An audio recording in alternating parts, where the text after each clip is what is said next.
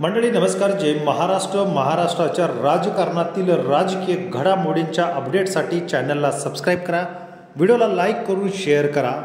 एकीकडे उद्धव ठाकरे आपला राजकीय संघर्ष या ठिकाणी सामोरेला जात असतानाच या संघर्षाचा सामना करत असताना अनेक चढ उतार राजकीय उद्धव ठाकरे यांच्या पक्षामध्ये आणि त्यांच्या जीवनामध्ये येताना दिसत आहेत।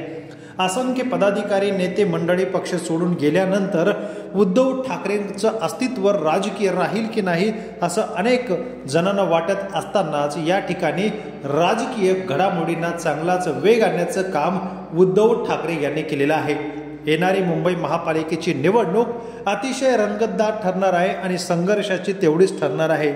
एकीकडे उद्धव ठाकरे यांच्यासाठी या ठिकाणी संपूर्ण दिल्लीची सत्ता, केंद्राची सत्ता आणि इतरच नाही तर अनेक राज्याचे राजकीय नेते, बिहार असेल, उत्तर प्रदेश असेल, कर्नाटक असेल, या ठिकाणचे भाजपचे नेते येऊन बिहारी, उत्तर भारतीय, गुजराती यांच्यासाठी आकर्षक म्हणून नेते मंडळी महाराष्ट्रात येऊन मतदानाचा हक्क बजावण्यासाठी या ठिकाणी पूर्ण भाजपची तयारी झालेली आहे।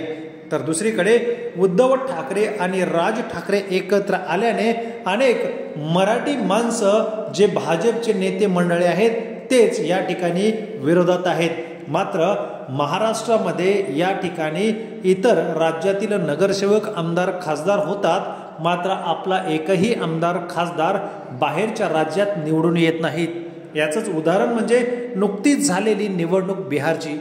या ठिकाणी SP पदावरती कार्यरत असणारे शिवकुमार लांडे, शिवदीप लांडे हे निवडणुकीला उभे राहिले आणि त्या ठिकाणी केवळ त्यांना 15 मते पडली। म्हणजेच मराठी मतांना त्या ठिकाणी किंमत नाही, जी या ठिकाणी इतर राज्यातील नेत्यांना या ठिकाणी आपण जेवढं महत्त्वाचं स्थान देतो। या सर्व गोष्टी राजकीय घडत असतानाच उद्धव ठाकरेंच्या जीवनामध्ये पुन्हा एकदा महत्त्वाच्या राजकीय घडामोडीला सुरुवात झालेली आहे। उद्धव ठाकरे यांच्याकडे कोणी नसणार, उद्धव ठाकरे बाप बेटे यांचाच पक्ष राहणार असं म्हणणारे आज यांच्याच पक्षातील नेते मंडळी पुन्हा एकदा घर वापसी करताना दिसत आहेत। महाराष्ट्राच्या राजकारणात या ठिकाणी निवडणुकीचा बिगुल वाजलेला आहे आणि या निवडणुकीला सामोरे जात असताना उद्धव ठाकरेंसाठी एक महत्त्वाची बातमी या ठिकाणी समोर आलेली आहे।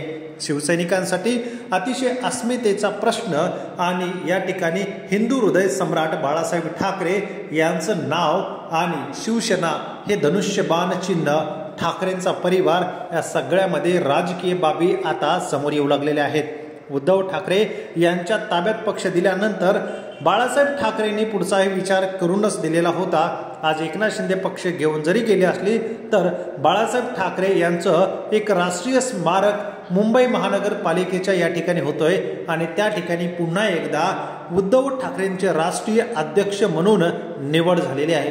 5 वर्षासाठी उद्धव ठाकरे राष्ट्रीय स्मारकाचे राष्ट्रीय अध्यक्ष असणार आहेत, तर आदित्य ठाकरे या ठिकाणी सदस्यपदी त्यांची निवड झालेली आहे। तर भाजप आणि शिवसेना शिंदे गटाचे नेते सुद्धा सदस्य म्हणून आहेत। मात्र पुन्हा एकदा राष्ट्रीय अध्यक्षपदाची माळ ही उद्धव ठाकरेंच्या गळ्यात पडलेली आहे।